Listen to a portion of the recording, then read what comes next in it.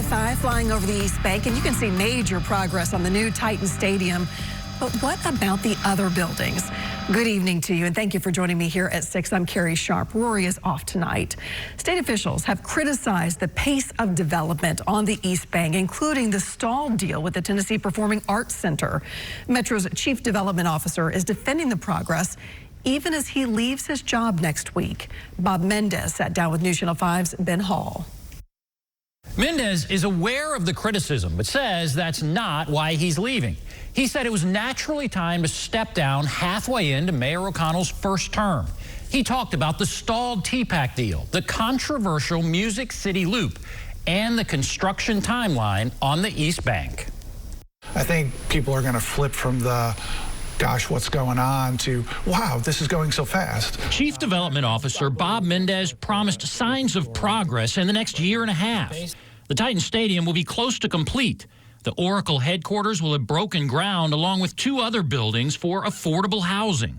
How would you characterize development, the pace of development on the East Bank? Obviously, there's been criticism. Yeah. How would you characterize it right now? I think it's blistering fast. My understanding is it will be But Speaker of the House Cameron Sexton has publicly disagreed, singling out Mendes for criticism, especially over the Tennessee Performing Arts Center.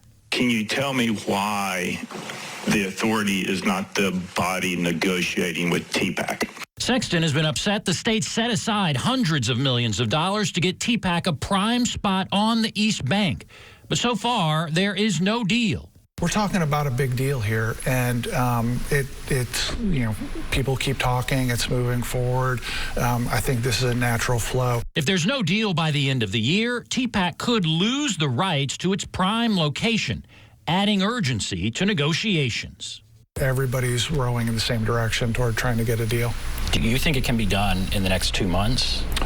I know the mayor has that as a primary objective. Mendes also revealed he was the Metro official representing the mayor's office in early meetings about Elon Musk's proposed tunnel from the airport to downtown. Congratulations, you're the first person to ask me that question. I was the person for Metro in the first meetings. After Mayor O'Connell said Metro was blindsided by the announced tunnel, News Channel 5 Investigates obtained a state memo that stated Mayor O'Connell's office was intrigued by the tunnel idea in meetings with Musk's company. And I'm intrigued by a lot of things.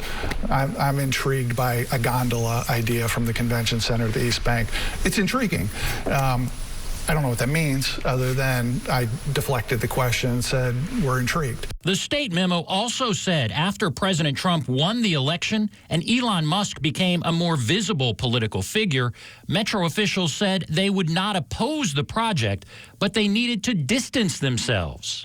You don't need a PhD in political science to understand that if a chief lieutenant of the sitting president wants to accomplish something in a blue city in America, there's going to be some headwinds. Mendes said Metro is officially neutral on the Music City Loop. He said the city is still trying to get information about that project. He also said he does not know what his next job will be because it would be wrong for him to actively look for a job while he's Metro's chief development officer. Ben, thank you. You can watch Ben's full interview with Bob Mendes when Inside Politics airs at 7 o'clock right over on News Channel 5 Plus.